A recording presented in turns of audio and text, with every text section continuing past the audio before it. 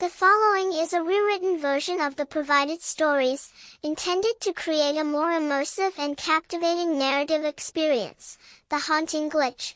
My father's childhood was scarred by an event so harrowing, he never spoke of it until years later, and even then, only in hushed tones. I can still feel the chill that runs down my spine when I imagine it. He was 10, home alone on a lazy afternoon, watching his favorite show in the dim glow of the living room. The television, an old boxy contraption prone to fits, flickered and then fell silent. He got up, jiggling the antenna, and the screen flickered back to life. But just as he settled back onto the couch, darkness consumed the set again. This time, a knot of unease tightened in his stomach. He rose again, fumbling with the power switch, and the screen sprang back, only to die with a click moments later.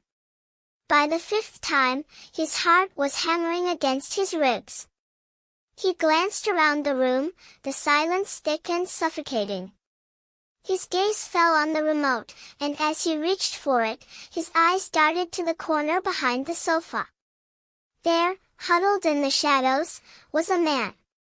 His hair was a tangled mess, wild and greasy, and his eyes held a manic, predatory light.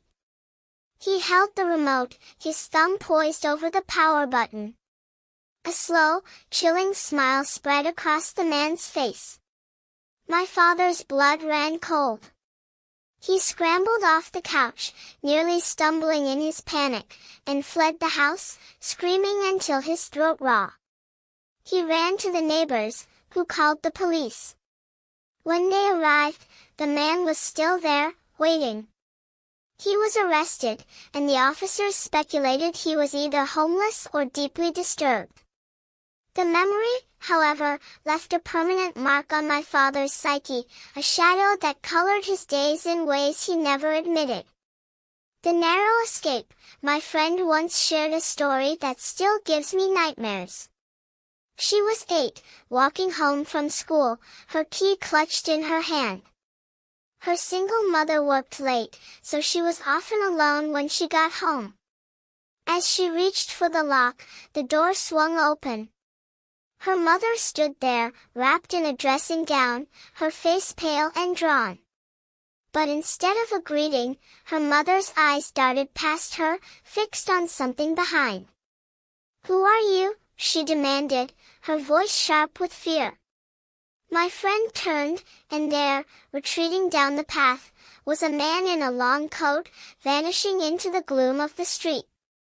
Her mother, it turned out, had left work early, Illinois. That unexpected absence had saved my friend from a fate far worse than she could have imagined. The House of Shadows. Jacob's childhood was marred by the chaos of his mother's addiction. One night, as he and his father slept, a cacophony of banging, scratching, and shuffling noises erupted from his mother's room. His father bolted upright, charging down the hall and slamming on the door. His mother, irritated, yelled at him to be quiet, claiming she hadn't heard anything. But something was wrong. The window was flung open, the TV had been dragged across the room, plugged in, and angled toward the window. His father's blood ran cold. He shut the window, locked his mother's door from the outside, and made her sleep in the living room. He stayed awake, vigilant, waking Jacob at dawn. They huddled in the kitchen as his father tiptoed in, his eyes wide with terror. He pointed at them, silencing them with a finger to his lips. From the roof above, they heard shuffling footsteps, pacing back and forth. His father gripped the baseball bat tighter. The sounds faded, but the tension remained. His grandmother was called, and they fled to her place. Later, as Jacob sat on the couch in silence, his eyes drifted to an open door in the hallway. A single finger, unnaturally long and thick, like a foam hand, curled around the doorframe. Jacob screamed, and they ran, never to return. The window in that empty room was open, but nothing was stolen. The bedside intruder. When I was 13, my bedroom was a world away from the rest of the house, a separate floor, tucked away on the opposite side of my parents' room. No one could hear what happened in there. One rainy night, I woke to the sound of the clock ticking, 2 a.m. A prickle of unease spread over me. At the edge of my bed, a round shadow loomed. My heart leaped into my throat, but then I remembered, it was just my hat, hung on the bedpost. I exhaled, relaxing back into the pillows. But moments later, the shadow was there again, closer this time. My mind raced. After the third time, I reached for my water bottle, but my hand closed around something else. My hat. And in that instant, my heart plummeted. The lamp flickered on, revealing a man's face hovering over the bed, his eyes locked onto mine. A shriek tore from my throat as I scrambled past him, racing down the stairs. I felt his grasp, fingers closing around my wrist, but I pulled free and slammed the door to my parents' room. We found my room empty, the window wide open. He had vanished onto the patio roof. The woods of terror. On weekend nights, my neighborhood was a battleground for manhunt, a game of hide-and-seek that consumed entire backyards and the woods beyond.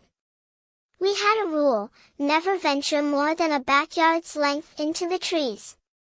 One night, with only 6 of us playing, my friends Joe and Raj and I dispersed into the darkness.